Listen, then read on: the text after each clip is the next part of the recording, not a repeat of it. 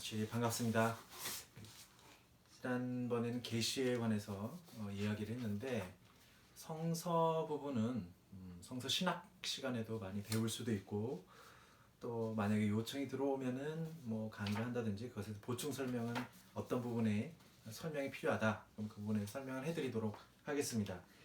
이번 시간에는 7강입니다. 조직신학 7강 중에 계시의 원천 중에 성전, 전승에 관해서 우리가 좀 얘기를 좀 하려고 합니다.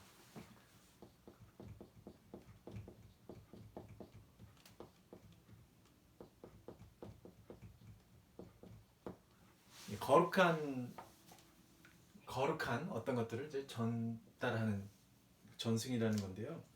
짧게 얘기를 하자면 단순히 넘겨받은 사실과 전설을 얘기하는 것이 아니라 신앙생활과 관련하여 주님의 말씀과 행적과 관련을 맺을 때 그리스도교에서 사용하는 어휘입니다. 뭐 성전이라는 말도 있겠지만 뭐 전통, 뭐 전승 이런 말도 쓰죠. 전통 혹은 전승이라는 차원에서 그리스도교의 형성 배경과 관련성을 맺을 때 계시의 주체와 내용과 관련을 맺기 때문에 거룩한 전승이다라고 할 수 있습니다. 계시의 두 원천이라고 할 때 성경과 바로 이 성전을 이야기할 수가 있겠습니다. 네, 챕터 7장 7.1에서 보면 이 전승이라는 것이 뭐 어떻게 전달되는 것일까? 당연히 처음에 이제 구전이 되었겠죠. 예수님은 어떤 말을 쓰셨을까? 또 갈릴레아의 제자들, 어부들은 어떤 말을 썼을까? 뭐 이런 얘기들을 많이 들을 수 있어요. 그 당시 예수님께서 쓰셨던 말씀이 아람에어라고도 얘기를 하는데 결국은 이 아람에어라든지 뭐 히브리어를 쓰셨는지는 모르겠지만 어떤 성서는 히브리어로 쓰여 있으니까 그런데 정작 기록된 것은 그리스어로 신약 성경은 그리스어로 쓰여졌다는 것이죠. 그럼 예수님께서 그리스어를 사람들에게 그리스어로 설교도 하시고 또 복음을 선포하셨을까? 그건 아니라는 것입니다. 이 사도들이 예수님께서 승천하시고 성령을 체험한 뒤 공동체를 세우고 나중에는 여러 지방으로 이제 선교를 떠나게 되는데요. 그들은 복음서를 들고 간 것이 아니죠. 살아 있을 당시는 예수님의 말씀과 행적을 기억하고 그리고 그 말씀대로 실천하며 살아갔을 것입니다. 이 첫 증인들은 주로 예배 때와 그 밖의 모임에서 예수의 말씀과 행적에 관해서 여러 가지로 상세한 소식을 전해주죠. 그 내용들이 이제 사도행전에 아주 자세히 나와 있습니다. 복음서가 필요하다기보다는 전도 여행을 다닐 때 굳이 뭐 책을 들고 다니거나 그랬던 적도 없었고 그 당시에 책도 없었고요. 그래서 그들이 살아있는 교회 자체라고 할 수 있죠. 되게 중요한 것은 그 당시에 있었던 12사도 뭐 바울로 사도도 포함한다면 이들 자체가 그 자체로 사실은 뭐 교회라고도 할 수가 있습니다. 여하간의 성령의 역사하심으로 교회는 날로 성장해 갔지만 이제 사도들의 나이도 많아지고 심지어 박해로 인해서 순교를 하게 되시죠. 그러면 사도들이 직접 예배와 설교를 할 수가 없게 되는 것이죠. 그럼 사도들은 그 제자들을 다시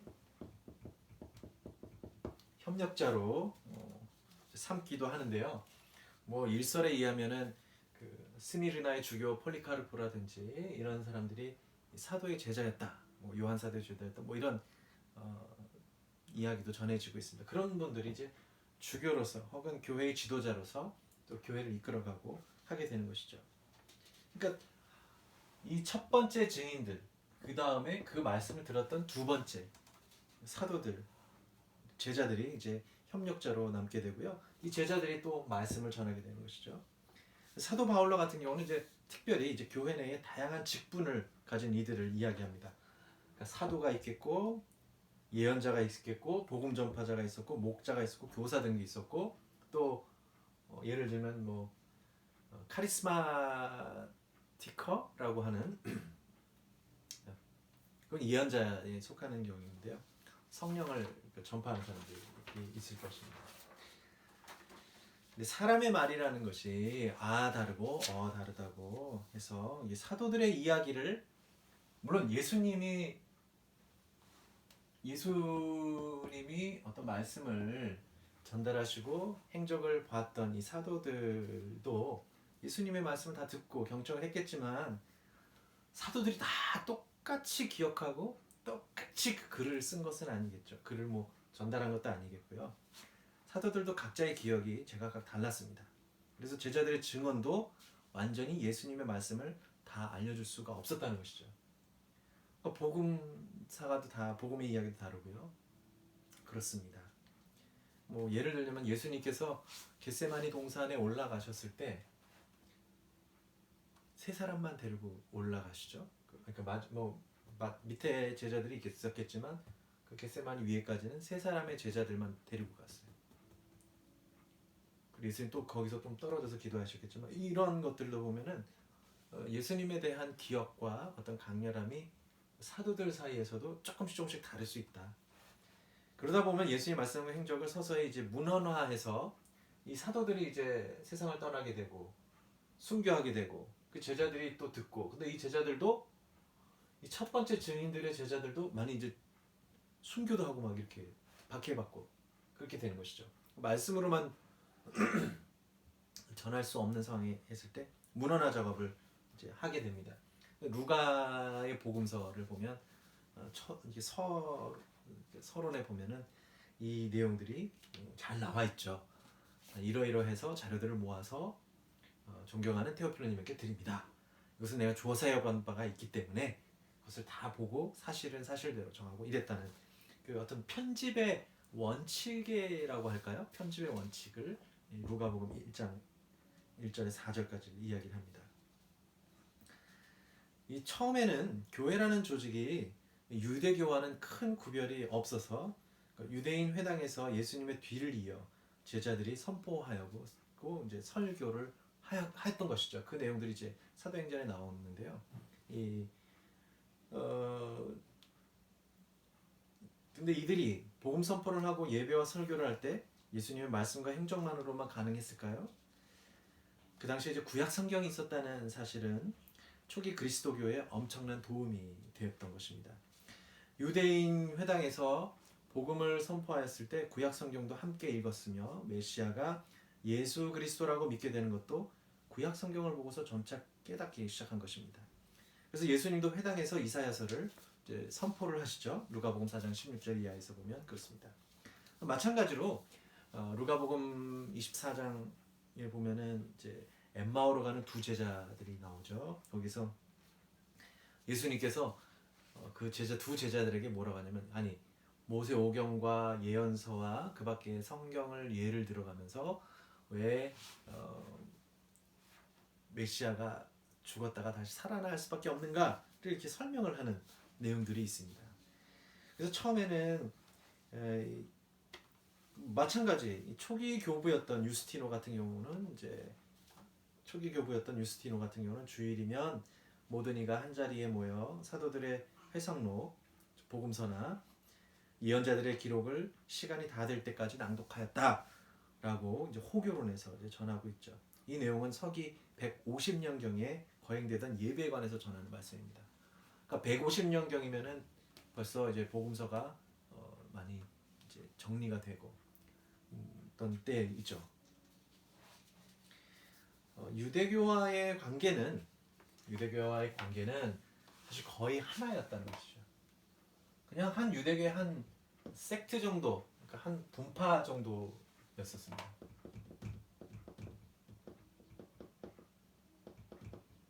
왜냐하면 공동의 이스라엘의 성경을 가지고 있었기 때문입니다. 뭐 타낙이라고도 할 수 있는데요. 그거는 이제 성경 부분을 참조하시면 됩니다. 그래서 유대교로부터 그리스도교가 이제 갈라져 나갈 때 상당한 아픔이 있었지만 그리스도교는 그렇다고 하더라도 유대교 성경을 버릴 수는 없었어요. 왜냐하면 하느님의 계시, 하느님이 예수 그리스도를 통해서 계시가 됐다는 것도 다 여하간에 구약 성경과의 연관성 안에서 볼 수밖에 없었기 때문에 그렇습니다. 이 부분은 상당히 중요한 부분인데요. 유대교하고 그리스도교와의 관계 문제도 다시금 얘기할 수 있을 때 아주 중요한 부분이라고 생각을 합니다. 챕터 7.2에서 보시면 12제자 중 요한복음 20장 24절에 보면 이제 토마 불신앙에 있습니다. 이 토마는 결국에는 그러죠. 나의 주님 나의 하나님이라고 하니까 예수님께서 나를 보지 않고도 믿는 사람은 행복하다라는 이야기를 합니다. 그 이야기는 뭐냐면 나를 보지 않고 믿는 사람도 행복하다. 그 누구를 얘기하는 거야? 이 사람들. 예수 그리스도를 만나지 않았지만 이 말씀을 듣고 이제 예수 그리스도를 믿었던 사람들. 그 사람을 하면 우리까지도 이제 연관이 되겠죠. 이 토마는 그러면 이 토마 같은 경우는 이제 후기에 올 세대를 대표를 한다고 볼 수가 있겠습니다. 그래서 토마에게 요구되는 것이 뭐냐면 결국에는 나를 보고서야 믿는 것이 아니라 내 말을 듣고 내 말을 믿는 사람들 말씀에만에 대한 믿음을 주장하게 되는데요. 근데 사실은 이 증거는 제자들이 일치하여서 한 완전한 증거로서 단순한 말보다는 훨씬 더 많은 것을 내포하고 있다는 것입니다. 이제 게하르트 로핑크가 이런 말을 한 것이죠. 그래서 그럼 말씀만에 대한 믿음에 관한 신학적인 진술 역시 교회의 증거 가운데서 드러나는 그리스도의 영광의 현세적 성격을 제거하고 이 영광을 내면화하려는 근대 특유의 수법이다. 이제 이렇게 로핑크가 이제 진술하는 것에는 사실은 성경에 대한 엄정한 권위와 계시의 원천으로서의 가치를 이렇게 절하시키려는 것은 아니고요. 오직 성서만으로라는 모토가 가지는 파급력과 어떤 정당성을 인정하면서도 근대 이후 어떤 합리주의와 도구적 절대 이성에 연관하여서 이 말이 가지는 부정적인 면을 언급하려는 것입니다. 그러니까 토마 이후 세대는 여하간에 말씀을 접할 수밖에 없는 사람들인데 이것이 이제 종교개혁식 이제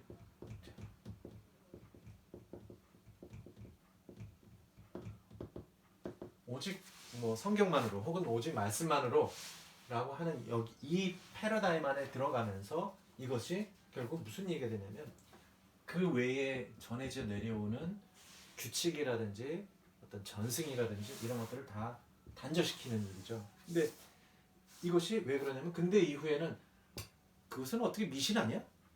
그걸 어떻게 믿어? 어떤 절대성이 어떻게 판명이 돼? 그냥 이것만 나머지는 다 잘라야 된다라는 것으로 관련이 되어 있는 것이죠. 그래서 이 말씀만에 대한 믿음과 교회 전승 전등 사이에 대치되는 전선이 이제 형성되는 것은 사실은 이제 종교개혁, 리포메이션이죠. 종교개혁 시대에 이 말씀만에 대한 강조를 약간은 근대 특유의 수법이라고 할 정도로 이렇게 말을 할 정도인데요. 이것까지 되당되는 어떻게 보면은 이제 반종교개혁이라고 하는데 텍스트에는 이제 독일어로 써놨지만 이거는 카운터 레포메이션 혹은 안티 레포메이션이라고 합니다. 근데 그럼 종교개혁에 반대해서 투쟁하고 그런 면도 있지만요. 여기에서는 그러면 왜 다시 하려는 그 이유가 무엇인가? 다시 개혁을 하려는 이유가 무엇인가? 그 개혁을 하는 대상에 대한 것을 찾아서 그 내부적으로 교회 내부적으로 어떤 이런 방법이 아닌 다른 방법으로 개혁하자라는 게 이 반종교개혁이라는 것이지 이 종교개혁에 반대해서 투쟁하고 그것만의 의미는 아니었던 것입니다. 물론 알력사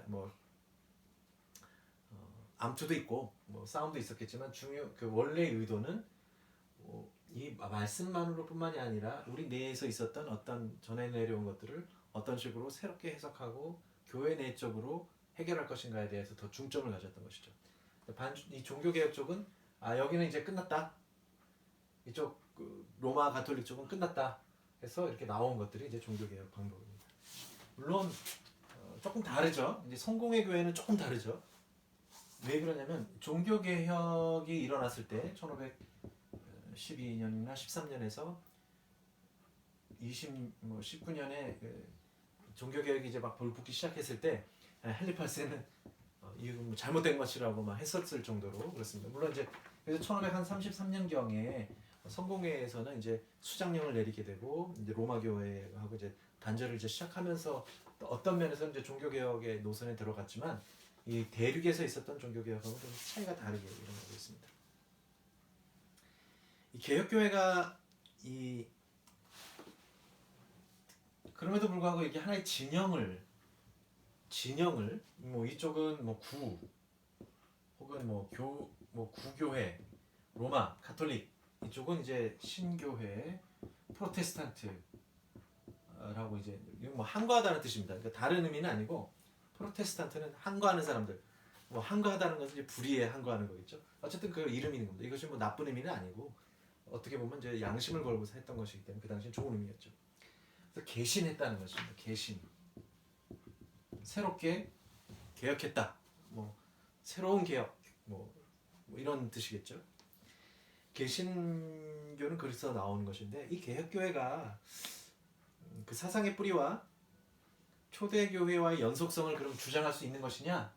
말씀만 가지고 가능한 것이냐? 뭐 이런 것들이 있습니다. 또 이 우리가 본래의 교회를 상속했다라고 이제 고집할 때 그러면 말씀으로만 전해진 것이 아닌 물론 그 얘기도 했었죠. 계시 부분에서 요한이 예수님의 말씀을 다 적으려면 뭐 이 세상을 뒤덮고도 남겠다라고 했던 것을 따지고 보면 조금 생각해 볼 거리가 있다고 생각이 됩니다. 여하간에 이 성서와 전승 간의 이 화해를 모색하려는 시도는 계속되어야 할 것입니다. 그런 면에서 이제 근대 정신이 투영한 이 저 반대의 대립을 넘어서서 새롭게 바라볼 수 있겠습니다. 오직 말씀으로만 내만 매몰되다 보면 그것을 다른 것을 못 보게 되는 것인데요. 그것이 이제 근대 정신의 어떤 한 표상 중에 하나인데 그래서 이제 그 바르트와 틸리히 같은 경우는 도그마에 대한 중요성을 놓치지 않았습니다. 그래서 이는 여전히 교회와의 연관성에서 주장되어야 하겠다는 것입니다. 그러니까 이러한 진영 혹은 하나의 또다시 이데올로기화 됐을 때 문제점을 본 것들이 이제 바르트와 틸리히도 그래서 아니 이 안에서도 새로운 전통이 생겨이 날 수가 있고 끊임없이 전승이 이루어졌기 때문에 그런 것들을 모아놓은 것들이 이제 도그마 이게 뭐 교의라고도 하고 또 뭐 교설이라고도 합니다. 나쁜 의미의 도그마가 아니라 뭐 전통을 보존하는 의미의 그런 의미입니다. 여러분 이제 먼저 전승의 원칙은 무엇인가? 전승의 원칙은 전승이라는 것을 어떻게 우리가 바라봐야 되는 것이냐? 이 전승이라는 것은 그리스도교 사상과 교회의 역사적 현존을 위한 규범이라는 것입니다. 이것은 그리스도교 사상을 위한 규범이라는 것이었고 두 번째는 신학적인 인식 이론을 위해서 기초적으로 중요한 하나의 실제였다는 겁니다. 이게 무슨 얘기냐? 교회가 생성될 때 이 성전이라는 것, 예를 들면 이제 사도들에게 이어서 내려왔던 그리고 그 제자들에게 이뤄내렸던 어떤 그 신앙의 형태라는 것들이 뭐 바울로 사도가 이제 그 외에 직무들을 교회인 이런 사람들 있다. 그 이야기는 벌써 이 안에 교회가 조직이 되려던 꿈틀꿈틀대던 것들입니다. 그랬을 때 이 말씀들, 예수님의 어떤 행적들이나 이런 것들 전했던 것들이 하나의 규범처럼 되어 있던 것이 이 규범처럼 되어 있던 것이고 잣대라는 것이죠 결국에는. 그리고 이것이 이런 내용들을 가지고 이제 신학을 할 때 신학적인 내용들이 이 성전이 실제로 작용했다라는 것입니다.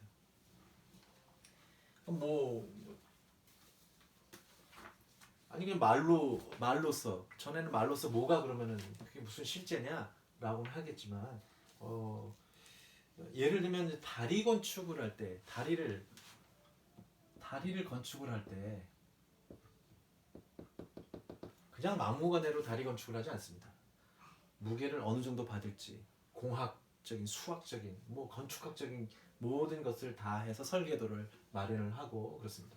법칙도 중요하겠죠. 어떤 법칙이 있는가. 근데 그것만 갖고는 안 되겠죠. 뭐 법칙을 설계도를 딱 주면은 그것은 그냥 눈으로 볼 수만 있는 것이 실제적인 다리는 아닌 것이죠. 근데 그것이 구체화되면서 만들어지면 이제 구체성을 띠게 되는 것이죠. 그럼 그거는 법칙이라는 것이 실제하느냐, 실제하지 않느냐, 뭐 분분은 하겠지만 여하간에 실제한다는 겁니다. 어떻게든 실제하도록 되어 있다는 것이죠. 그런 면에서 성전은 하나의 그리스도교의 사상을 이루는데 교회를 구성하는 데서 규범이 되었고요. 신학을 위해서도 신학의 인식론적인 이론 위해서도 실제하는 것들이 된 것이죠. 주제가 되었다는 것입니다. 그럼 성경이 처음부터 사도들에게 하늘에서 뚝 떨어져 주어진 것이 아니죠. 사도들이 성경을 쓴 것도 아니고 원래는 예수님의 말씀을 전하는 사람들이었기 때문에 사도들이 이제 예수님 부활하신 뒤에 복음서를 하나씩 다 들고서 복음을 선포하고 다녔던 것은 아닌 것처럼 하늘에서 뚝 떨어진 것은 아닙니다. 뭐 다 알고 있는 내용이죠. 신약 성경은 뭐 당연히 뭐 이러한 과정을 거쳐야 되는 것입니다. 신약 성경 이 제자들의 말, 이 제자들의 말, 그 기억들, 예수님에 대한 어떤 신앙에 대한 뭐 여러 가지 일들을 구체적으로 엄선하고 증언과 기억을 첨부해서 이제 문서화가 돼가고 있습니다. 그래서 그런 면에서 토마의 세대들이 주목했던 것은 말씀만이 아니라 예수님의 행적, 사도 공동체와 초기 그리스도교 공동체에 전해져 오는 전승과 기억들이라는 것이죠.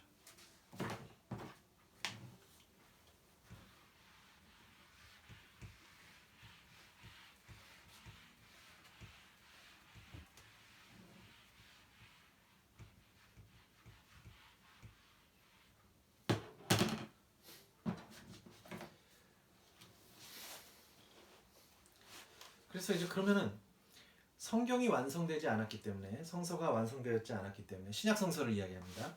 공동체를 유지하고 보호하기 위해서 성찬회를 거행하고 하느님 말씀에 순종하면서 뭐 영지주의 사조에도 대항을 했었고요.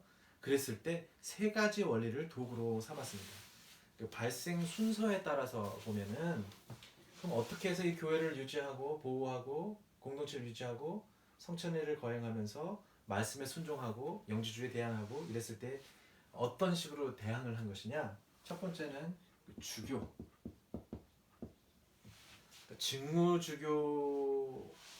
주교의 지침을 계속 지속한 겁니다.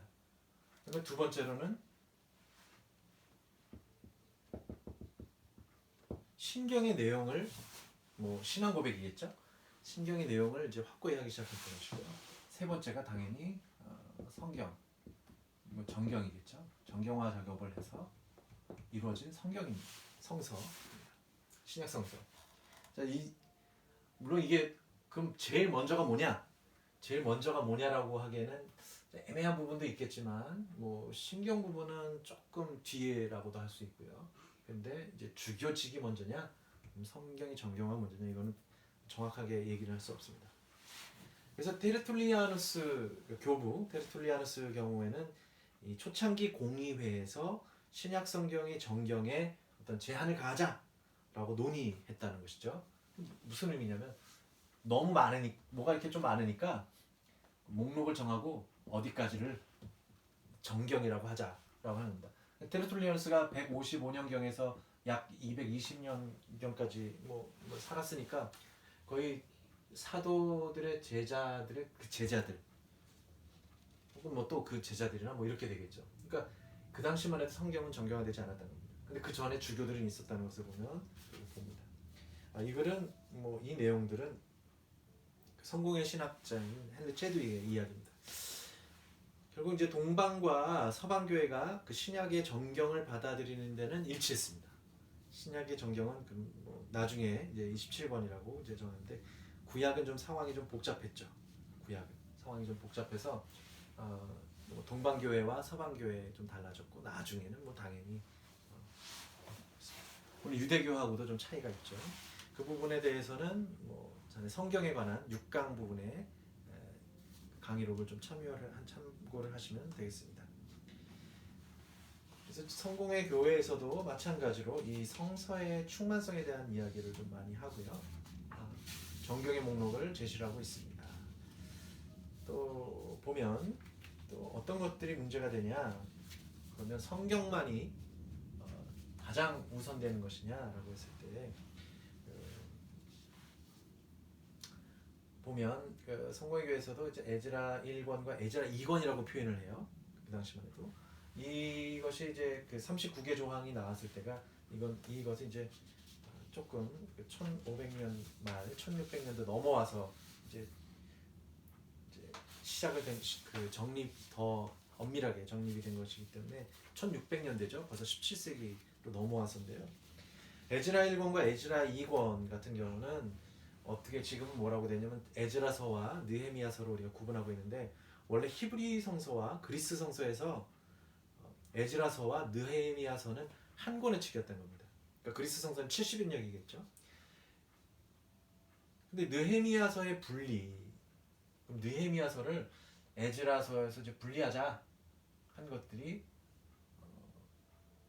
오리게네스가 처음 이제 이야기를 한 것이고 분리하는 것이 좋겠다. 왜냐하면 느헤미야서 1장 1절의 표지를 보면 하갈야의 아들 느헤미야의 수기라는 것을 이제 실마리를 얻어서 오리게네스가 이 느헤미야서를 하고 에즈라서를 구분했으면 좋겠다. 뭐 이런 얘기를 하는 겁니다. 근데 이 부분은 원래는 한 권이었다는 거예요. 어디에서? 히브리 성서에서 그리고 70인역에서도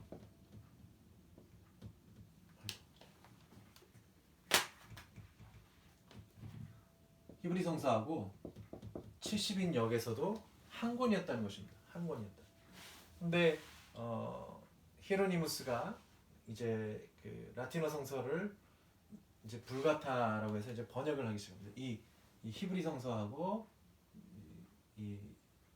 신약에서는 이제 그리스어에서 직접 이제 번역을 하기 시작을 하는데 이 불가타본이 사실은 뭐 그 히에로니무스가 다 완결한 건 아니고 조금 시간이 걸려서 대략 나중에 이제 그 역본이 이제 나오게 되는데 거기에서는 이 느헤미야서와 에즈라서를 분리를 한 겁니다. 근데 이 당시만 해도 에즈라 1권, 에즈라 2권이라고도 이제 있었던 것이었죠. 근데 어쨌든 두 권으로 분리가 되기 시작을 하기도 하고요. 두 권으로 분리됐을 때 그러고 나서 15세기에 마소라본도 이 에즈라서와 느헤미야를 두 권으로 분리를 합니다. 그러니까 원래는 불가타본이 먼저 두 권으로 나눴었고 그 다음에 뒤를 이어서 마소라가 두 권을 나눈 것이죠. 그럼 16세기에 루터가 이것을 받아들여서 우리는 그러면은 처음에는 그러면은 마소라본에는 38권이었던 것이죠. 성서가. 그러다가 39권이 된 겁니다. 15세기에. 그 전에 이제 불가타본이 이것을 나눈 것이고 루터는 이걸 받아들인 것이죠. 만약에 루터가 14세기경에 종교개혁을 했다. 그러면 구약 성경은 38권이었을 것입니다. 이런 것을 보게 되면은 이 구약 성경이 39권론의 정경이다라고 주장하는 것은 어쩌면 정치적인 셈법이 지극히 담겨져 있다는 것으로 우리는 알아볼 수가 있습니다. 몇 권이 중요한다기보다는 뭐 여러 가지 상황에 보서 이것은 이렇게 정한다는 것은 되게 구약 성경 같은 경우 좀 복잡한 것이죠. 근데 라틴어본이 더 먼저 이것을 나눈 것을 보면 권수의 차이는 사실은 큰 것은 아니다. 그래서 거기에 목매달 필요는 없다라는 것입니다. 오늘날 어떤 신앙 공동체도 성서에 담긴 명령 모두가 구속력을 갖고 있다고 생각하지 않습니다. 또한 절대적이고 시간을 초월한 권위로서 성서를 바라보는 관점도 어떤 성서 자체 안에서 이후 종교의 역사 모두에게서 도전받고 있죠. 왜냐하면 뭐 우리가 알다시피 역사적인 예수 연구라든지 그 밖에 문헌 비평, 본문 비평, 양식사 비평, 형식사 비평, 뭐 편집사 비평, 뭐 다양한 어떤 그 그 비평들이라든지 어떤 구조적인 분석이라든지 뭐 예수 세미나 미국에서 있었던 예수 세미나 보면은 야 이게 무슨 성서가 진짜야 아니야 뭐 이런 것들 가지고 막 뭐 흔들리고 있는 상황이기도 합니다. 근데 이 경전이라는 것은 그 권위 있다고 생각하고 이 권위 있는 경전과 어떤 그 공동체 사이에는 뭐 아주 밀접한 관계를 맺고 있는데요. 이 경전이 이 공동체의 그 신원이라든지 정체성을 보장해 주기 때문에 그렇습니다. 근데 우리는 좀 뭐 이게 뭐 추상적인 차원이라면 경전이 추상적인 차원이라면 그닥 뭐 그 자체로 권위를 가질 수는 없죠. 이것이 분명히 어떤 것에 영향을 주기 때문에 권위를 갖고 있는 겁니다. 근데 이 경전이 참되다라는 공동체의 증언이라든지 실천함이 없다면 경전이라는 걸 그냥 순수하게 그냥 추상적인 차원에서 그냥 이론으로 남게 된다는 것이죠. 그럼 이 경전에 대해서 권위를 보증해 주는 것은 결국 공동체다. 그럼 공동체란 무엇이냐? 공동체는 교회죠. 그럼 교회는 어떤 이런 사람들이 다 교회인 것이죠. 우리를 포함한 그런 것입니다. 그래서 이 공동체는 경전과 전승의 확장 그리고 해석과 재해석, 개작, 심지어 선별과 배제 이 모든 작업 과정에도 그 누적된 산물에도 이제 권위를 이제 부여하기 시작한 겁니다. 고대의 본문들이 새로운 환경에서도 적합하도록 계속해서 조정되었듯이 이 과정은 현재에도 계속해서 진행 중이고 본문이 과거에 의미했던 바는 현재의 의미와 이제 뒤얽히게 되는 것이죠. 이러한 복잡한 과정을 시작한 것은 다름 아닌 성서 그 자체입니다. 이건 뭐 누가 한 것이 아니고 성경 자체에서 그렇게 했다는 것입니다. 왜냐하면 성서 곳곳에 담긴 다른 시대의 상황과 정황에 대한 수많은 목소리가 그 안에 성서 안에 포함되어 있고요. 성서 자체가 먼저 그 권위를 인정했다는 것이죠. 그래서 성서의 기록은 이제 구전을 통해서 이루어졌는데 시간이 흐르면서 남아있게 되는 것은 사실 글밖에 없는 것이죠. 구전도 글밖에 남는 것이 없게 되는 겁니다. 그래서 진리의 권위는 따라서 글을 통해서 이루어질 수 있고요. 아주 완전하다고는 할 수 없는 것이 이 올바른 전승에서만 성서의 올바른 해석도 가능하다. 이 관계는 변증법적 관계로서 이 두 거룩한 원천은 서로가 서로를 위해서 존재하게 되고요. 성서의 올바른 해석을 위해 성전이 필요하지만 성전이 올바르기 위해서는 다시 성서의 원천으로 돌아가야만 하기 때문에 그렇습니다. 그래서 이 성전과 성서와의 관계는 뭐 뗄래야 뗄 수 없는 것이죠. 뗄래야 뗄 수 없는 관계를 갖고 있습니다.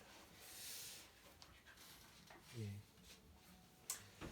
그러면 올바른 전승과 가르침에 걸리는 문제들이 생기는데요. 그중 하나이면서 결정적인 주제는 성서 해석에 관한 문제입니다. 초기 유대교뿐만 아니라 종교개혁 시대에도 그런 것들이 나왔죠. 성서를 어떻게 해석할 것인가.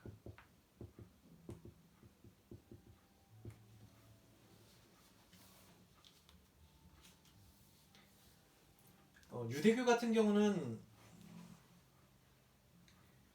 큰 문제는 없었던 것 같습니다. 근데 대체로 유대교의 성경이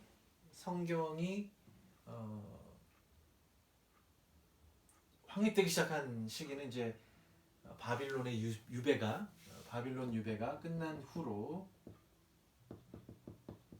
이후에 이제 이스라엘 성경이 더욱더 수집되고 뭐 모세 오경부터 예언서 이제 그 외에 성문서들이 이제 수집이 되기 시작하고 이제 그렇게 되고 있는데요. 예수 시대까지만 해도 그래서 사제계와 레위계의 구약 성경의 올바른 이해를 이렇게 하자라는 지침들을 이 자체 내에서 유대교 내에서 갖고 있었죠. 그런 것들이 예수 시대까지 이어져 내려오고 있습니다. 당연히 예수 시대까지 내려오게 돼 있고요. 그리고 그들을 통해서 성경의 제의와 관습, 율법들이 정리되었고 토라의 해석들이 이제 나오게 되죠. 그래서 그 상황이 이제 예수 시대까지도 이제 이루어지게 됩니다.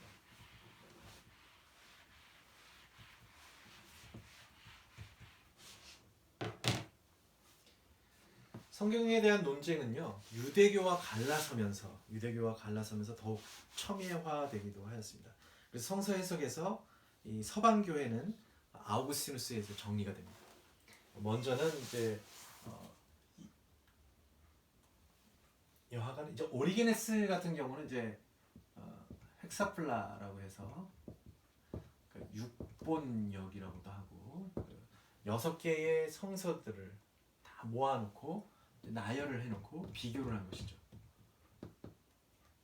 비교를 하면서 이걸 모아뒀던 것 자체에서 그래서 성서를 해석할 때는 문자적인, 왜냐면 다 다르니까 성서 해석들 내용이 문자적인 해석보다는 영적인 해석을 또 우선시 하게 된 것이죠. 오리게네스 같은 경우는 뭐 알레고리 해석을 많이 하기 시작한 겁니다. 그래서 이 모든 것들을 이제 아우구스티누스가 이제 정리를 합니다. 그러니까 문자적인 해석과 또 중요하고 이런 영적인 해석과 다양한 해석들도 다 중요하다라고 이야기를 합니다.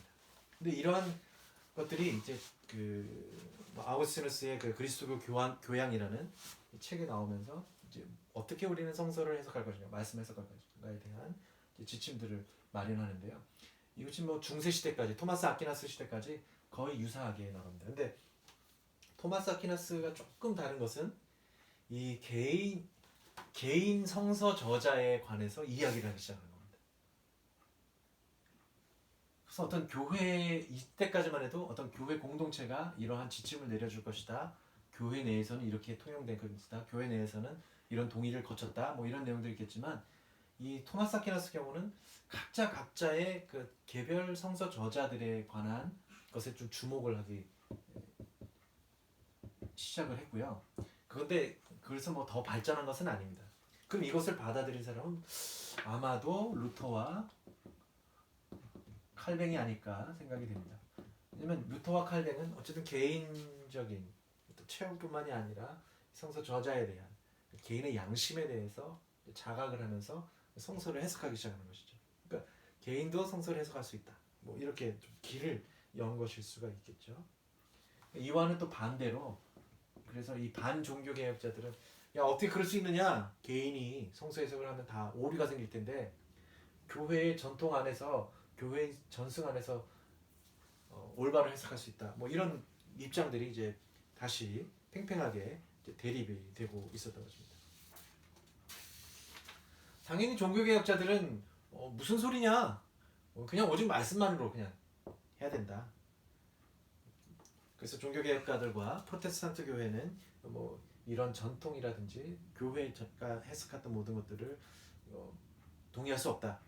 꼭 그렇게만 해야 되는 건 동의할 수 없다라고 반발을 하지만, 문제는 루터교와 다시 이 칼뱅이에 의해서 세려낸 개혁교회들 사실 개혁교회들도 그러면 오직 말씀만으로 한다면 이 루터가 말한 것, 칼뱅이 말한 것에 동조를 해야 되는 거예요. 또다시 사람들이. 그러면 그 자체로 이 사람의 해석을 받아들여야 된다는 것이죠. 그 교회는. 근데 이런 식으로 하면 그 외에 나왔던 스핑글리라든지 또 뭐 존 넉스라든지 뭐 다양한 사람들이 나왔을 때 각자 해석에 따라서 공동체가 형성이 되는 겁니다. 이것이 나쁘고 좋다라는 게 보다는 과연 이래서 우후죽순 나오게 됐을 때 결국은 뭐냐, 다시 우리도 원칙이 필요한 건데 너무 개인적으로만 해석을 하다 보면 개인에 따른, 그래서 판단은 뭐 이것이 좋다 나쁘다를 판단한다기보다는 옳고 그름을 완전히 가릴 수는 없겠지만, 중요한 것은 교회라는 것은 계속해서 분열을 일으킬 수밖에 없는 것이죠. 뭐 일치를 위한 교회가 아니라 계속 분열을 일으킬 수밖에 없는 상황이 또 될 수 있다는 거기 때문에 이 종교개혁자들과 루터 입장에서는 다시 생각해 보면은 조금 뭐라 그럴까요? 다시 어떤 문제가 있는 건 아닌가 돌아볼 수가 있게 되는 것입니다. 자, 그럼 이제 여하간 그 종교개혁적인 양자택일, 말하자면 오직 성서만으로 그리고 그 외 사이에 둘 중 하나를 선택하라는 명제는 현대의 성서주석학의 연구 결과를 통해서 성경이 성전과 대치될 수 없다는 것이 이제 드러나고 있습니다. 성전은 성경의 성립을 위한 역사적인 전제 조건입니다. 그리고 전승을 통하여 성경이 길어져 나왔고요. 인도되어서 발생하였다는 사실들이 그 뭐 성서 연구를 하다 보면서 밝혀지고 있기 때문인 것입니다. 7.3 챕터를 보시면 이제 성전을 그러면 어떻게 이해할 것인가? 이것은 역사와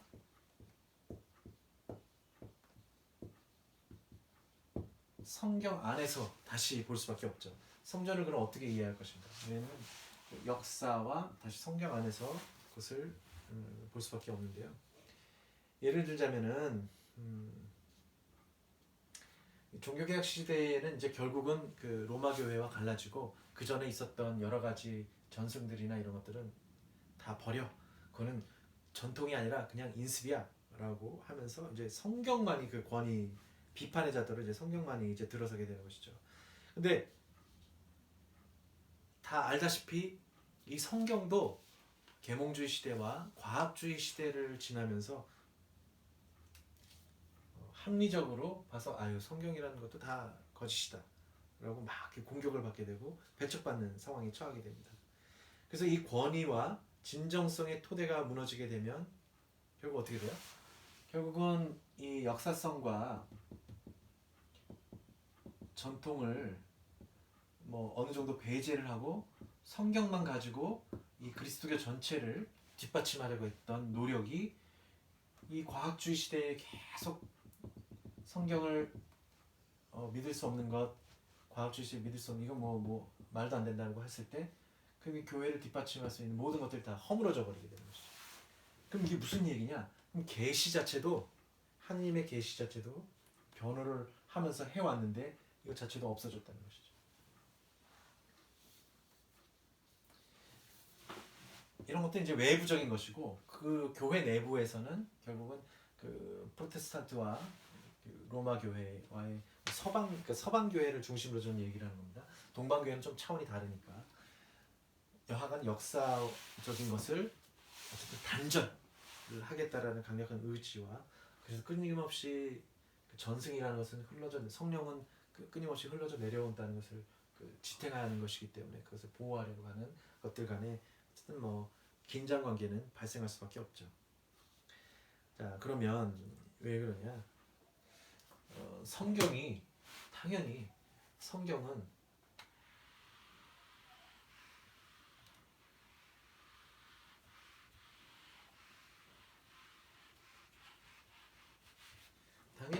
문서화되어 있으니까 사실 바뀔 수가 없죠. 텍스트는 계속해서 반복이 가능하지만 이 성전이라든지 뭐 전해져 구전이 내려오는 것들은 뭐 어쨌든 오류가 발생하기 마련입니다. 근데 이제 성경 같은 경우도 이제 문서화가 되고 이제 텍스트 작업이 완전히 끝나게 된 경우라면 뭐 더 이상 변하지 않고 반복 가능할 수가 있죠. 그래서 이 텍스트가 완료된 이후에는 신앙과 그리스도교의 삶의 어떤 척도가 되는 것이죠. 그래서 첫 번째로는 성경과 성전의 대척 관계.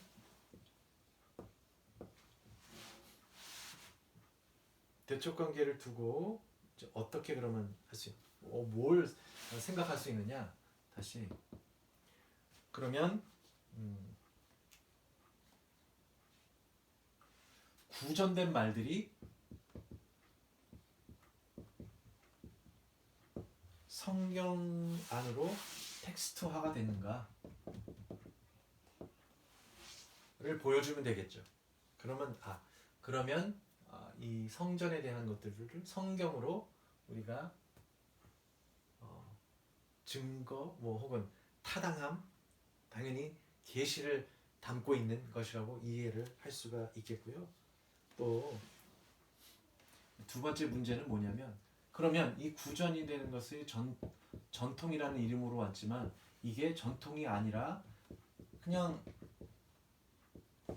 교회를 유지하는 제도적인 것 혹은 강압적인 어떤 그 도구마의 나쁜 면, 도구마의 나쁜 면으로 억압하는 인습은 아니냐라는 질문이 두 개가 나옵니다. 그래서 이 두 가지를 해결을 해결을 한다면 우리 성전을 이해할 수 있는 어떤 그 틀을 발견할 수 있을 것 같습니다. 예. 물론 당연히 텍스트 안에 성경 텍스트 안에 어떤 식으로 전승이 들어와 있는가를 우리 살펴보면 좋겠고요. 두 번째로는 이 전통이 어떤 하나의 이데올로기화가 아닌 어떤 척도, 원천과 척도로서의 역할을 하는 것이냐라면은 이 문제를 해결하기 쉽겠죠. 이런 상황에서 종교개혁가 주목했던 주요 문제들은요, 그 교회의 가르침, 신신행위 형태와 구조들에 관련했던 것에 반해서 예를 말하자면 이제 거대한 교회에 항거하는 것이죠. 양심의 자유에 걸어서 그 당시에 뭐 면죄부라든지 뭐 성인 신심이라든지 이런 것들은 다 미신이다라고 해서 어떤 그 신심 행위와 구조들에 대해서 이제 반대를 한 것인데요. 이 전통의 내용은 뭐 다양하게 아니면 전체적으로는 어떤 삶의 이행과 함께 결합되어 있는 것입니다. 그러니까 이것이 어떤 이론적으로 딱 끊어내는 것이 아니라 그렇게 쭉 신앙의 형태를 갖고 있었던 것이죠. 근데 그것은 이제 삶 안에서 이행하고 그랬던 것과 관련이 있는 것이죠. 성서 계시 사건에서 발견을 할 수가 있는데요. 하느님의 보편적인 자기 양여에서 표현되고 있는 그 양여의 완성을 예수 그리스도에서 찾았다는 것입니다. 첫 번째 문제에서 보면 예수 그리스도에서 이 해결의 실마리를 다시 한번 찾은 건데요. 예수님이 뭐 우리 이제 그 5강에서 어떤 얘기를 했냐면 예수 그리스도가 계시의 정점 그리고 계시의 척도가 되기도 하시고 하느님의 자기 계시의 어떤 절정을 이루는 그래서 공적 계시의 끝이 이제 예수 그리스도라고 봤을 때 다시 예수 그리스도가 어떻게 말씀하시고 행동하셨는가를 왜냐면 이제 역사 안에서 이제 들어와서 우리가 인간하고 같이 사셨기 때문에 그렇습니다. 예수님은 어떤 그 복음 선포를 하면서 어떤 이론만을 선포한 게 아니라 자신의 삶으로서 역사적인 삶으로서 살아가시면서 그러면서 역사 안에서 또 역사를 넘어서는 어떤 제자들과 관계를 맺으면서 공동체를 형성시키는 것이죠. 예수의 복음을 들었던 청자들 또 구원행위의 수혜자들 사이에 하나의 새로운 관계와 공동체가 형성이 됩니다. 당연히 예수 그리스도에게서 영향을 받은 사람들, 말씀을 듣고 그 어떤 치유받은 사람들, 구원을 체험했던 사람들 사이에 이제 공동체가 당연히 사도들과 더불어 공동체가 형성이 된 것이죠.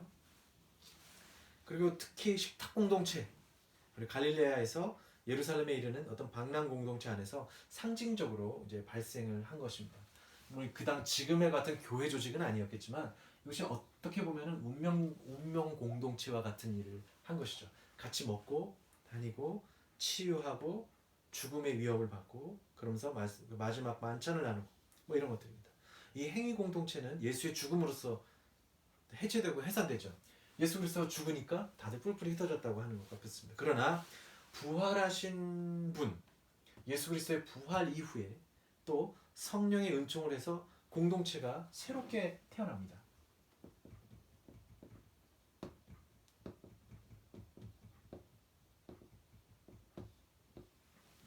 이때 예수님과 역사적으로 같이 살았던 공동체보다도 좀 더 업그레이드된 새 공동체를 형성하게 되죠. 이러한 사건들에는 개별적인 요소들이 이제 서로 엉겨져 있는데요. 보면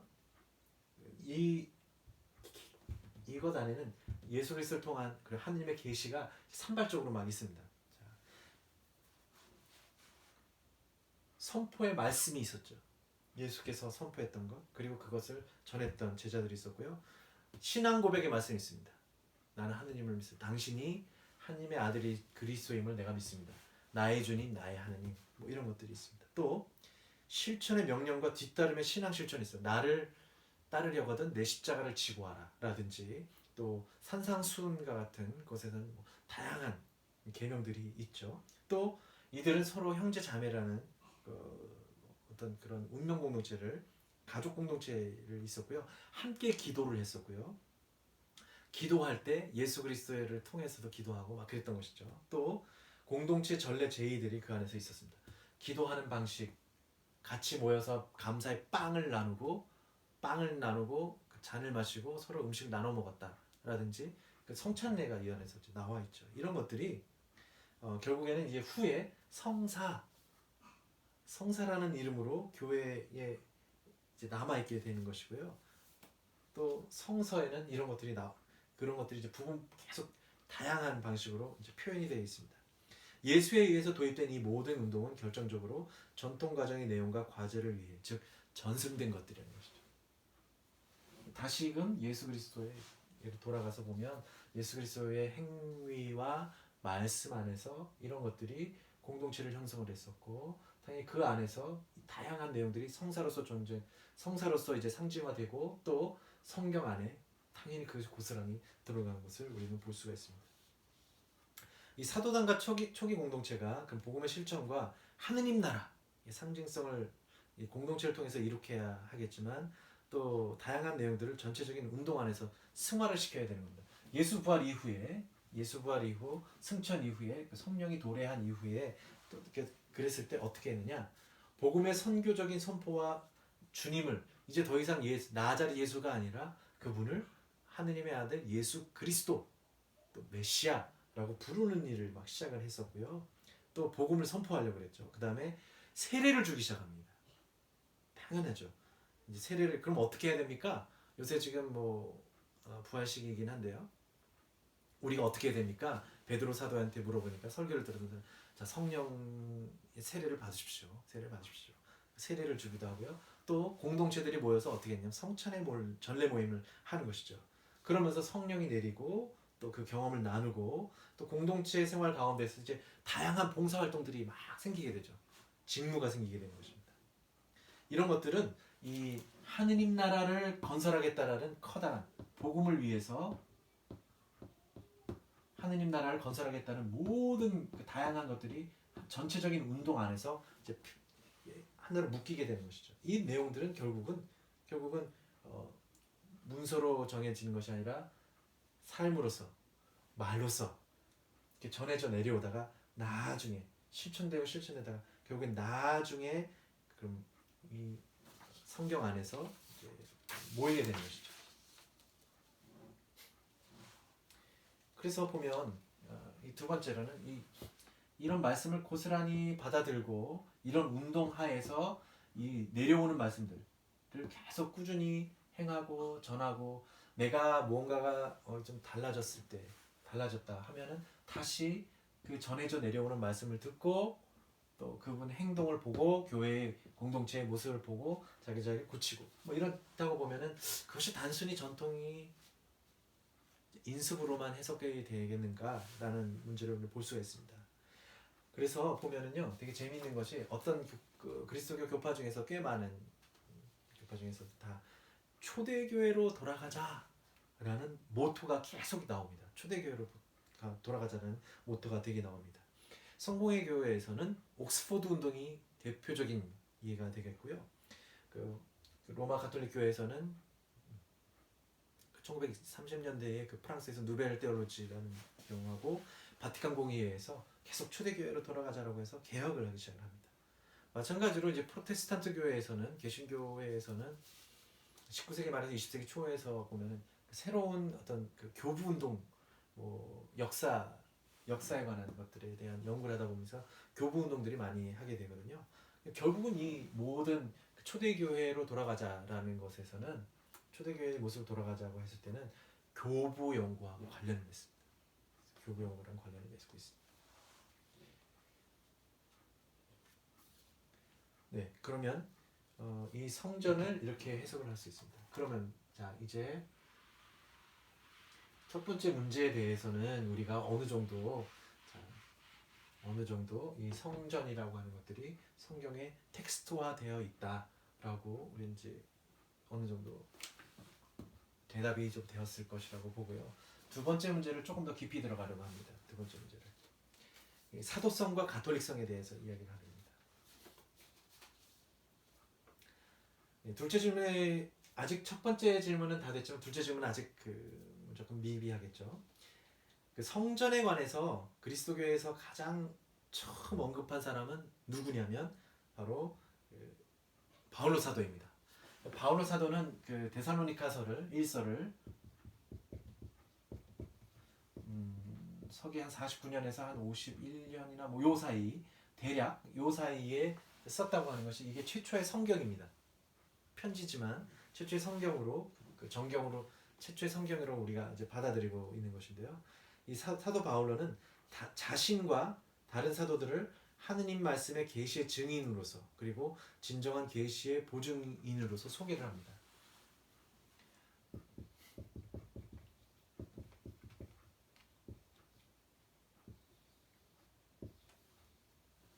자기도 이제 사도라고 이제 이야기를 하죠. 나도 사도다.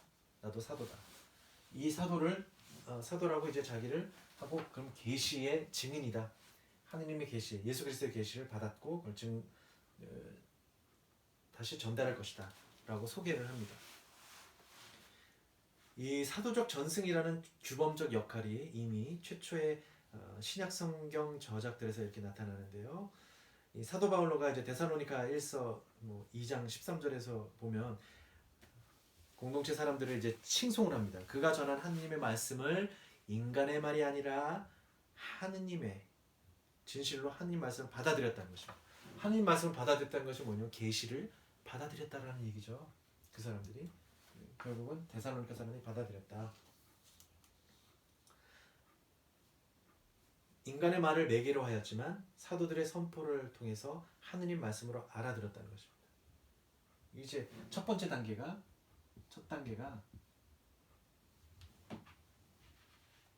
여하간에 지금 벌어지고 있는데요.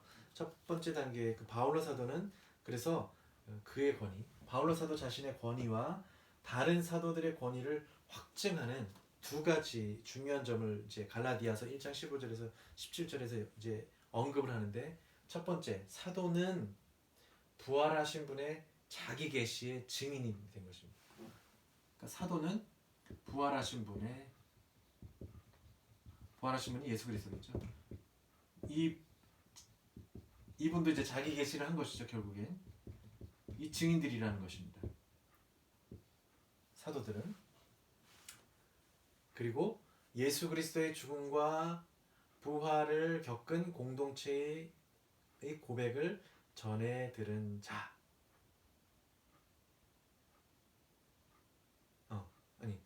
이건 좀 뒤에 얘기군요. 그러니까 사도는 부활하신 분의 자기 계시의 증인입니다.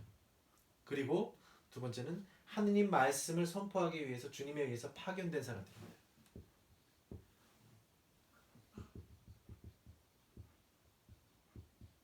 누구에 의해서? 예수 그리스도에 의해서 파견된 자라고 바울로 사도가 이제 얘기를 하는 것이죠. 이 얘기가 갈라디아서 1장 15절에서 17절의 내용입니다. 그러니까 사도들은 권위는 이렇게 해서 그러면 왜 그런 것이냐? 이 사람들이 왜 그런 것이냐? 그럼 뭐 누가 어떻게 할 수가 없죠.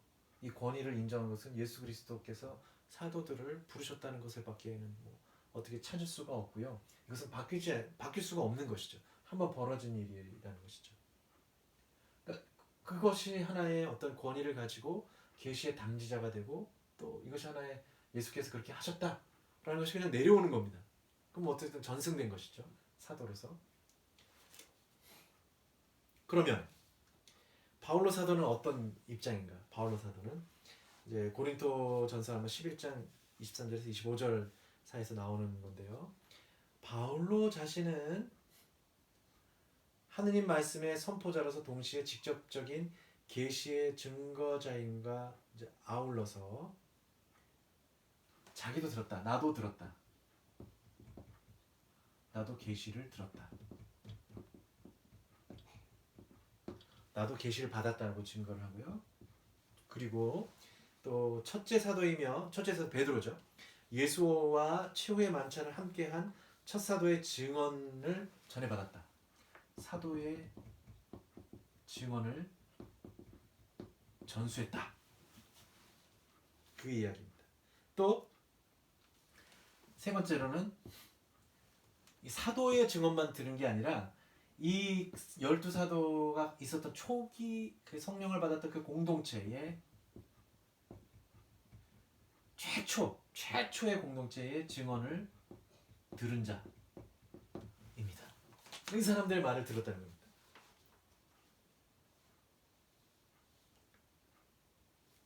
그래서 이러한 증언으로서 이 사도 바울로는 어떻게 그럼 자기가 사도임을 증거를 하느냐?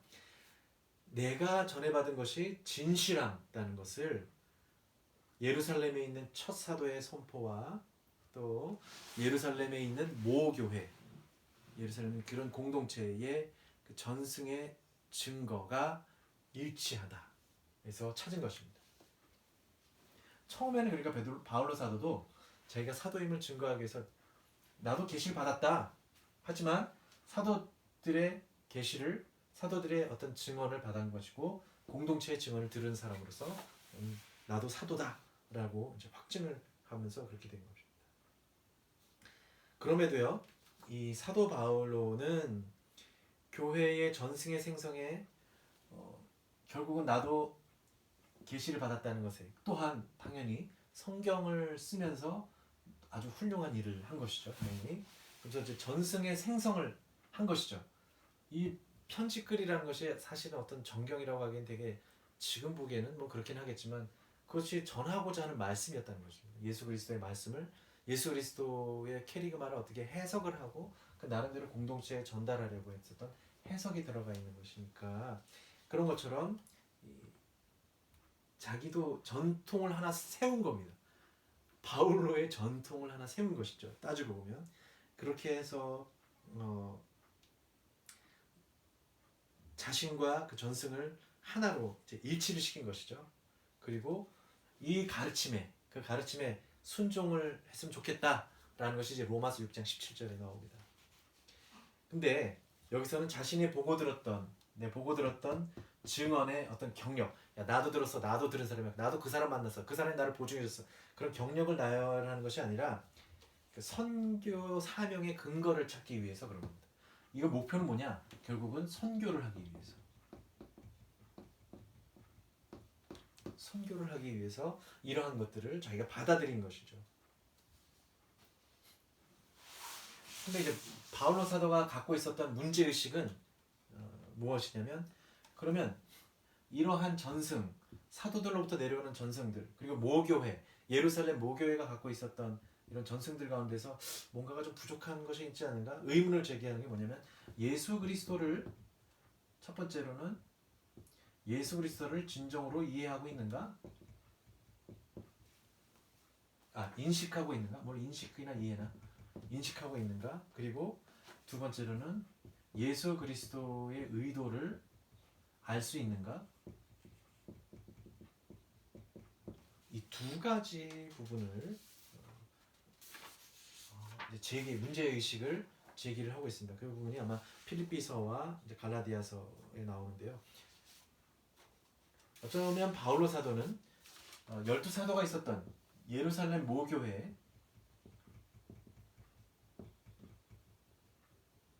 예루살렘의 모교회와 12사도가 있었던 이 교회는 어떻게 보면 유다교 그리스도인들이 대다수겠죠. 그 베드로와 다른 사도들에 의해서 예수 그리스도의 참된 인식과 고유한 의도의 이해가 위태롭게 됨을 보았을 것이고요. 바울로 사도 입장에서는 그런 면에서 그는 그들과 대립하기도 했던 것입니다. 바울로 사도가 약간 대립하기도 하고 그랬던 부분이 나오죠. 갈라디아서 2장 6절에. 그리고 율법의 행업 없이 오직 믿음과 은총으로서 구원을 얻는다는 어떤 자기 자신만의 복음을 형성했을 것입니다. 그것이 로마서에 특별히 더 구체적으로 이제 나오게 되는데요. 종교개혁가들이 아마 그래서 이 바울로 사도를 되게 좋아했을 겁니다. 그 종교개혁들이 재발견한 요소가 바로 그런 것입니다. 그래서 전통이 아니라 이러한 사도단, 주교들 이런 모습이 아니야. 그게 아니라 오직 믿음과 은총으로만 구원이 온다는 것을 이제 바울로 사도에게서 이제 받은 것이고 바로 위에서 보듯이 그 바울로 사도와 이 첫 사도들과 모교회와 약간은 결별하고 있는 것은 아닌가라는 것을 이제 보게 된 것이죠. 그럼 왜 그랬을까?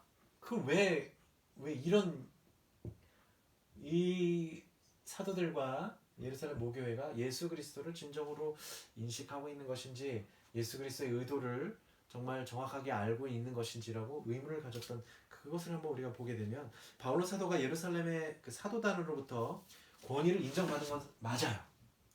권위를 인정받았기 때문에 선교를 하러 다녔고 바울로 사도가 나도 사도다라고 이름 명칭을 붙이면서 다닐 수 있음에도 불구하고 왜 그러면 대립을 완전히 한 건 아니지만 그런 요소를 남긴 것이냐를 보면 이 바울로 사도가 명확히 보인 거는 이제 사도들이 전한 케리그마의 편성과 형성을 해석하면서 하느님의 계시의 행위로서 케리그마를 해석하는 환경을 생성시킨 것입니다. 이게 무슨 얘기냐? 결국 바울로는 사도들이 어떻게 케리그마를 형성하고 해석하는지를 봤던 것이죠. 그것이 하느님의 계시 행위로 보고 있는 건 맞습니다. 그러니까 사도들은 케리그마 예수 그리스도가 어떻게 순환당하셨고 죽으셨고 부활하셨고 또 나타나셨고 또 성령에 의해서 우리가 어떻게 체험했는가 이런 것들이 그것을 이제 정한 거예요. 내용을 정하고 그랬는데 이방인들이 이 케리그마를 받아들일 때는 이게 도대체 이해를 할 수가 없다는 것이죠. 왜 저렇게 된 것인지. 바울로는 그것을 보면서 선교를 하면서 이방인들이 이제 그리스도교로 들어와야 되고 예수 그리스도의 믿음을 받아들여야 됐을 때 그 기본 바탕을 어떤 해석을 하기 위한 기본 바탕을 하려고 했는데 이 모교회와 사도들의 입장만을 가지고 왔을 때 이방인들은 이해할 수가 없었던 겁니다. 왜냐? 이 사람들은 유다교 그리스도교인 중심으로 되어 있던 것이기 때문에 또 아직은 유다교의 한 분파로밖에 이해를 하고 있지 못했기 때문에 바울로 사도는 그것을 이제 뛰어넘어야 되겠다라는 것이 아마 발동을 했던 것 같습니다. 그래서 사도단은 그 뭐냐? 유다 그리스도교적인 사건이기 때문에 사도단의 입장에서는 뭐냐면 예수 그리스도가 부활하신 이후에야 하느님의 아들이었구나 라고 드러높였다는 겁니다. 이게 그 유대 그리스도교적인 그리스도론의 신앙을 형성을 하고 있다는 것이 이제 로마서 1장 3절 4절에서 이제 나오는 내용이고요. 이 정식을 그 1장 3절 4절을 다시 바울로는 편집을 달리해서 예수는 처음부터 하느님의 아들이었고 그렇게 바울로도 이해를 한 겁니다. 그러니까 이러한 과정들을 다 겪고 나서야 예수가 하느님의 아들이었다, 메시아였구나, 그리스도였구나가 아니라 바울로 사도는 어떻게 보면 처음부터 예수는 메시아였고 그런 것이었어. 그렇기 때문에 이렇게 된 것이지 이걸 바꿔버린 것이죠.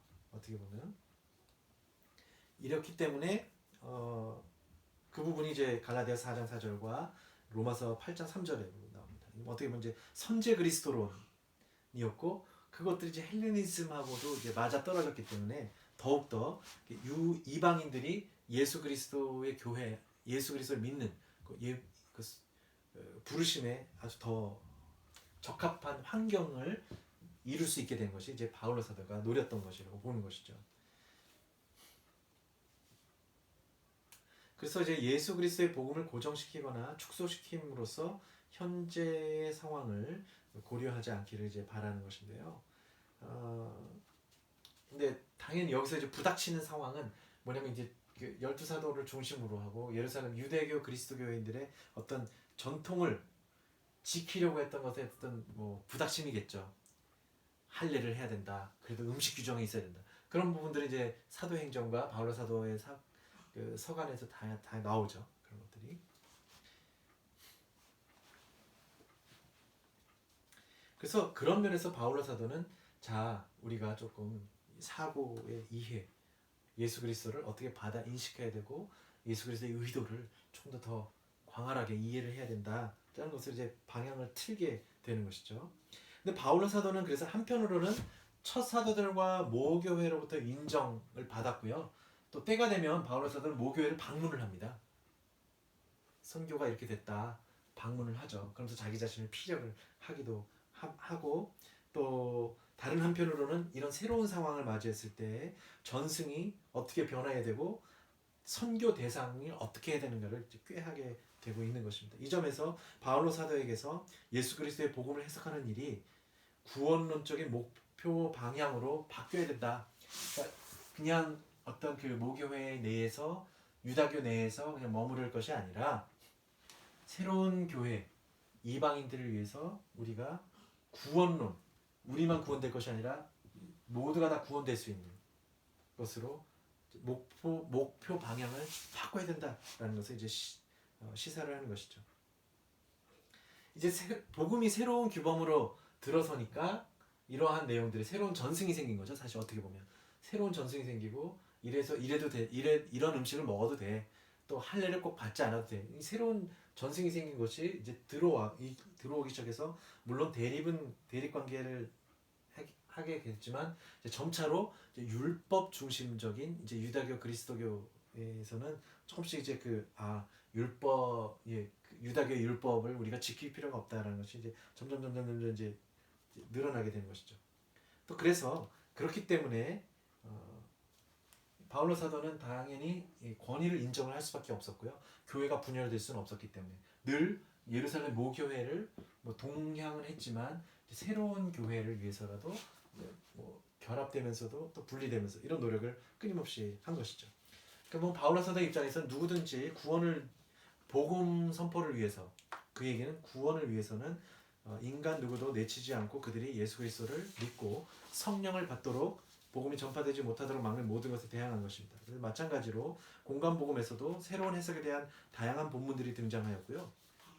혁명적인 하느님 나라의 도래가 주요 주제로 이제 등장하고 있는 것입니다.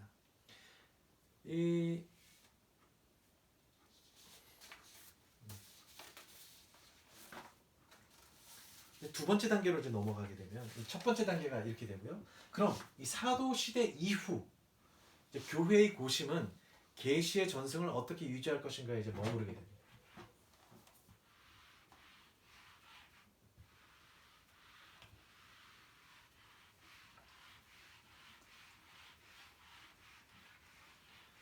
이제 계속해서 이제 바울로 사도 이후로부터 이제 역사적인 차원이 이제 계속 들어오게 되는데요.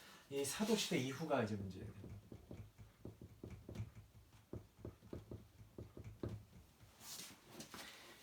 사도 시대 이후의 교회의 고심은 그러면 그래도 이 계시를 어떻게 이 계시의 전승을 어떻게 유지할 것인가에 머무르는 겁니다. 또 기본적인 관심사는 남겨진 신앙의 보호를 암시하는 것이고요. 사목서관 또는 사도행전 20장 정도에 나와 있는 것이고요. 가르침의 사실면에서 보면 척도가 되는 최초라는 원칙을 암시하고 있습니다. 이게 사도들이 전했던 전승은 최초의 척도가 된다라는 것이 요한일서 2서가 되고요. 그러니까 어떻게든 고스란히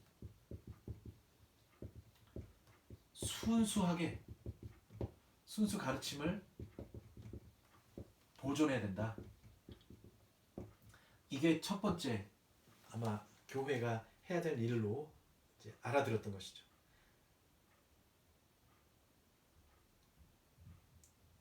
근데 구전된 전승과 함께 그 전승에 문서화된 증언들은 그렇게 돼서 그 규범적인 기능을 얻게 되는 것이죠. 이 전승들을 적고 아까 말했듯이 정경화된 것들, 텍스트화된 것들이 고스란히 전통이 이제 어쨌건 문서화되고 하면서 그 계시에 대한 올바른 계시가 무엇인가에 대한 규범으로 이제 작용을 한다는 것은 이제 되는 것이 왜 그러냐? 보존을 했기 때문에. 그것에 맞춰서 이것이 정말 계시인가, 하나님 예수 그리스도의 말씀인가, 하나님의 말씀인가를 이제 규범을 이제 하기 때문에 중요한 토대가 되는 것이죠. 근데 계시의 담지자와 예언자들과 사도들이 전한 구전이든 문서든 계시의 첫 경험 안에서 사람들은 성령께서 작용하셨음을 보게 되는 겁니다. 그러니까 고스란히 순수하고 보존하려고 했는데 그 보존하려고 했을 때 여하간에 성령에 의해서 보존이 됐다는 것을 이제 인식하기 시작을 한 겁니다. 그 내용들이 베드로 1서, 2서 그리고 디모데후서도 이렇게 나오는 것이죠. 그래서 이런 과정에서 사도 전승들의 그 확실함을 유지하기 위해서 문서화가 잘못된 사고들에서 보호할 수 있다는 결론들을 얻었고요. 이 점이 규범성에 대한 요구를 확대를 시킨 겁니다. 따라서 문서적인 증언들, 로마서 16장 25절 27절에 있는 제2 바울의 영광송이라든지 요한 복음 2장 17절 같은 경우는 어떤 것을 첨가하거나 제거하는 데 있어서 그 정경화의 정식들과 이제 관련을 맺게 되는 겁니다. 그래서 사도전승을 이제 보존하는 것과 정경화해야 되는 것 다 엮여져 있다는 것이죠. 그래서 이처럼 성전과 성경은 계시를 보존하기 위하여 나타난 결과라는 것입니다. 그러니까 계시를 보존하는 것,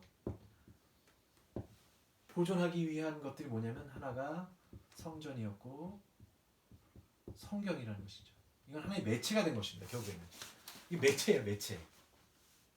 이것 자체로 권위도 있지만 그리고 하나님이 말씀하셨죠. 이것이 계시를 담는 그릇이라는 것이죠. 그럼 그 얘기는 뭐냐? 이 성전과 성경을 맡고 있었던 것은 결국 이게 공동체가 권위를 주는 것이라고 그랬고 공동체 안에서 이것들이 생성되는 것이기 때문에 그 공동체가 이제 생겼다는 얘기는 결국은 이게 교회가 이미 있었다 이런 것을 보장하는 것입니다. 근데 이 교회는 결국은 성령에 의해서 만들어진 교회였다는 거예요. 공동체였다는 것이죠. 그 교회의 조직의 단계로 들어섰다는 것입니다. 이처럼 계시를 보존하려고 했다는 것 자체는 누군가가 그걸 보존하려고 했다는 겁니다. 그것이 바로 교회가 이미 그러한 조직 단계로 들어갔다는 것을 얘기를 할 수 있고요. 그러면 이 사도 시대 이후에 사도가 죽기 전에 후계자를 양성을 한 겁니다. 그래서 이것이 사도적 전승이 되는 것이고 사도적 계승이라는 말로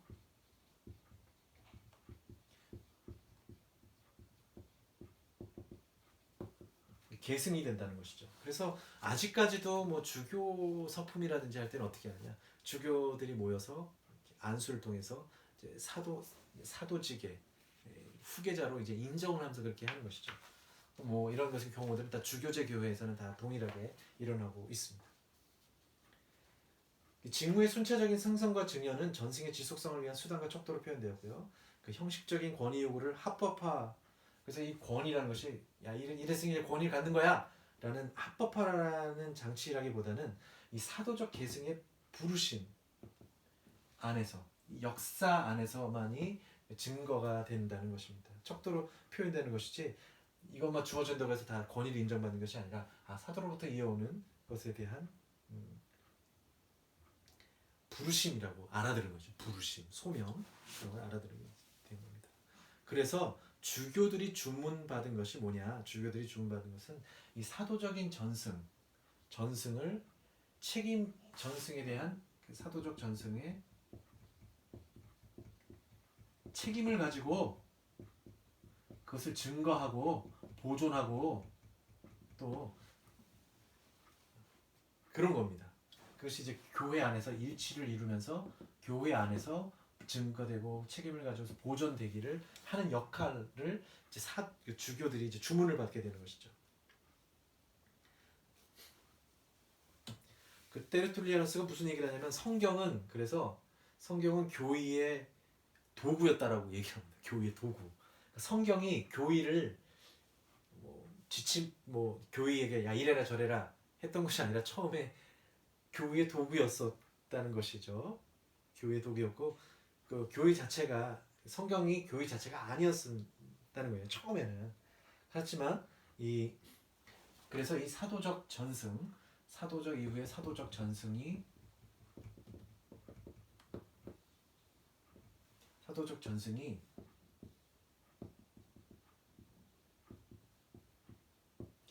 신앙의 표준을 형성시켰다.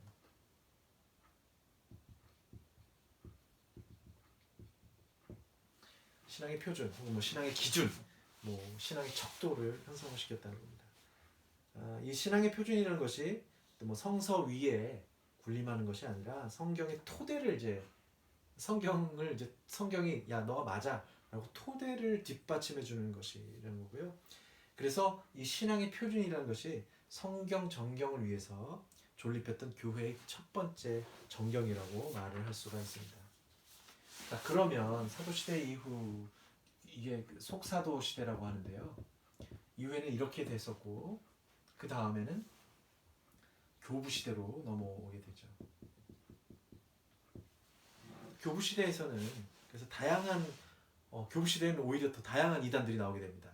뭐 예수 그리스도에 대한 뭐 양자설이다, 예수 그리스도께서 가현설이다, 뭐 돌아가신 게 아니라 뭐 그냥 거짓으로 돌아가신 뭐 이런 이야기들이 많이 나오고 또 영지주의의 것들도 많이 도전이 있게 되고요. 또 지역 교회에서의 잘못된 가르침이 전체 교회를 공격하기도 하였습니다. 그런 것들 대표적으로 이제 마르키온의 어떤 그런 주장들이 그렇게 됐고요. 이들은 그래서 교회의 보편성에 기대어서 교부들이 교회의 보편성, 교부 시대에는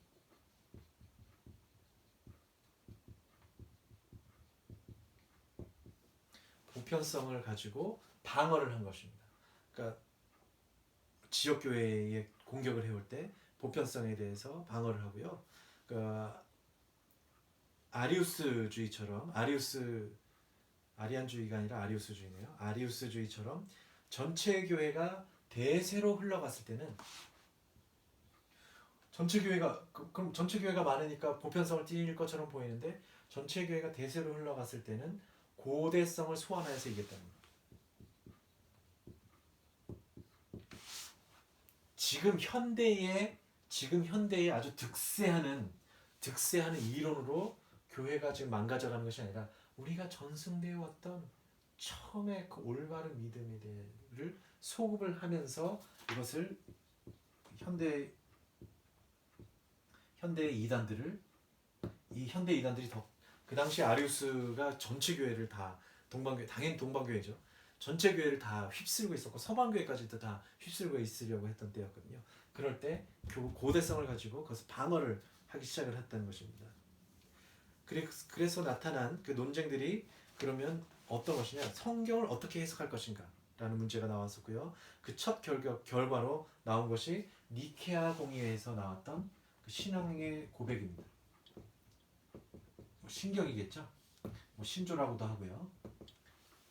이런 니케아 신경들이 나오면서 이제 이런 것들을 정리를 하기 시작합니다.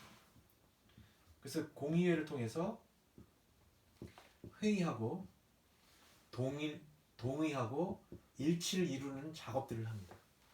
그래서 이 교부 시대에는 이 사도적 전승을 어떻게 보호할 것인가는 교회의 보편성을 가지고 보호를 했고요. 그 다시 고대성을 가지고 해서 현대의 사도들과 늘 싸웠고요. 또 공의회를 통해서 다양한 것들이 있죠. 받아들일 건 받아들이고 이것은 아닌 건 아닌 것을. 그래서 이러한 동의성을 가지고 이제 이것들이 하나의 신앙의 표준을 형성하기 시작을 한 겁니다. 그래서 이 신앙의 표준이라는 것은 처음부터 있었던 것이 아니라 이렇게 역사적으로 해서 형성됐다는 것을 알 수가 있죠. 그래서 선험적으로 있던 것이 아니라 후험적으로 기납된 결과라고 할 수 있습니다. 그러면 여기서 뭐가 문제가 되는 것이냐면 그런데 이런 내용들이 이제 다시 개별 교회에서 믿어지는 것이 아니라 모든 교회가 다 믿어져야 되겠다. 그것이 나온 것이 이제 가톨릭성입니다. 그러면 이제 우리는 이 제일 중요했던 것이 요 부분들을 어디서 찾을 수 있는 것이냐? 다 사도로부터 이어오는 사도적 전승이 큰 역할을 했고요. 두 번째는 이러한 지침을 가지고 우리가 그 신앙의 기준을 정할 때는 어디에나 그 공교회라고 하는 공교회성이라는 것을 이제 가톨릭성에서 뒷받침을 받으면서 이런 내용들이 다 척도가 돼서 어느 교회에든 적용이 돼야 되겠다라는 것들이 두 가지 사도성과 가톨릭성이 이제 나오게 되는 것이죠. 그래서 보면 이런 것들을 보면은 단순히 처음부터 이 전승된 내용들이 무조건 불변해야 되고 이 고스란히 전해져서 그것만을 지켜야 된다고 하는 그것이 인습이라고 여겨질 만한 것들이 아니라 역사적인 과정을 통해서 후엄적으로 하나 형성된 것입니다. 그러니까 이럴 때는 끊임없이 발전을 한 것이죠. 그러니까 어쨌든 것들 맞지 않는 것들은 계속해서 제외시키고 또 새로운 것을 받아들일 수 있었습니다. 그러니까 전통이라고 해도 그냥 그대로 머물러 있던 것이 아니라 전통도 끊임없이 새롭게 해석이 되기 시작하는 것이죠. 그렇게 따지면 그것은 인습이라고 말할 수가 없다는 것이죠.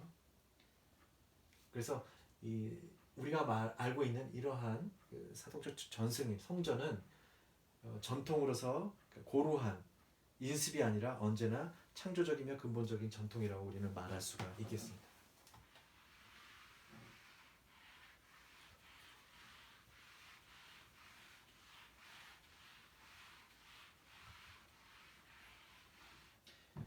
챕터 이제 7.4 이제 마지막인데요.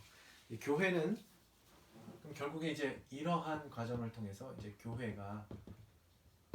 교회는 이제 특별한 조직이라기보다는 어쨌든 우리가 알고 있는 교회입니다. 교회는 사도적 신앙의 증언을 발견하는 장소이고 동시에 전승의 전달자임과 동시에 증거자라는 것이고, 그렇기 때문에 증거자인 교회는 홀로 있지 아니하고 지역 교회와 친교 그리고 일치를 이루면서 그것이 곧 신앙인들의 일치와 친교를 이루는 것입니다. 이런 차원에서요, 교회와 교인들 간의 어떤 동의와 합의의 원칙을 찾아낼 수 있으며, 그래서 하나는 공시적 차원에서의 동의로서 고대성을 이라는 동의를, 다른 하나는 현재 교회와 신앙인들의 통시적 차원에서 총체적 동의와 합치를 이루게 되는 것입니다. 그래서 교회라는 조직도 따지고 보면 이제 움직이는 것이죠. 움직이는데 어떻게 움직이냐? 고대성에 동의를 하면서, 여기에 동의를 하면서 내려오는 전승과 또 이 지금 현재 이 상황들, 다양한 이 의견들, 이 고대성을 해석하고 전승을 받았던 다양한 의견들을 이 안에서 통합을 하고 동의를 이루는 일치의 동의성이라는 그런 것을 해서 이러한 것들이 한꺼번에 이루어지는 것이죠. 교회 안에서는 이것은 하나의 공시적인 차원일 수도 있고요, 통시적인 차원일 수도 있고요. 그러면서 이것이 하나의 전승을 이루는 것이죠. 이것이 합쳐지면서 또 내려가겠죠. 전승이 되는 것이겠죠. 사도 시대에는 계시의 전승을 올바로 보존하는 데 힘을 썼고요. 속사도 시대에는 사도 시대 이후 바로 사도들을 만났던 그런 사도들, 속사도라고 하는데 전승을 해석하는 시대가 되었고요. 그로부터 교회가 설립되었고 그 증거는 성경에서 볼 수가 있고요. 그래서 성경이 이제 규범의 최고 자리를 이제 잡게 되는 것이죠.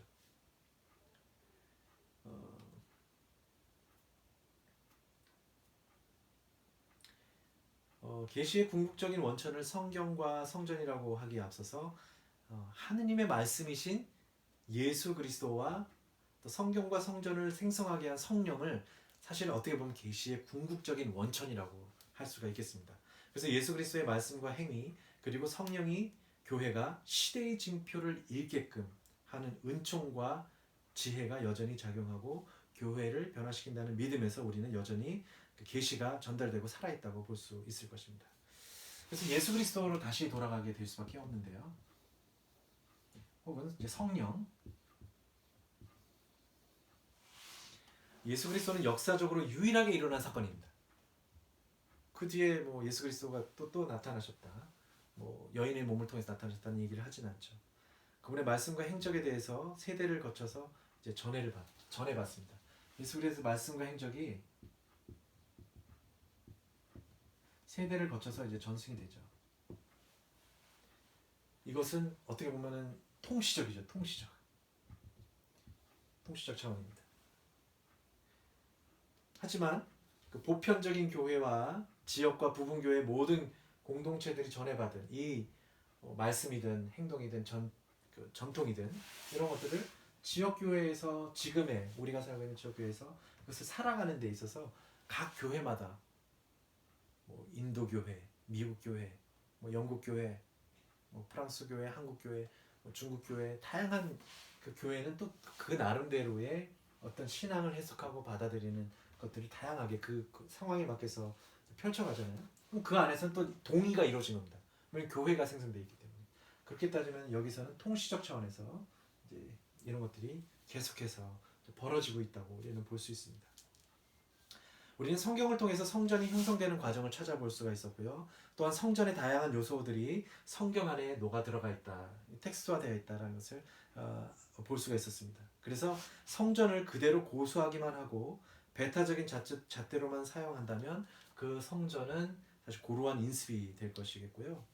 그런 이 성전은 이제 성전 자체의 어떤 통시적인 요소와 공시적인 요소를 살펴보았고, 그래서 이런 것들이 끊임없이 신앙의 척도를 그러니까 피데이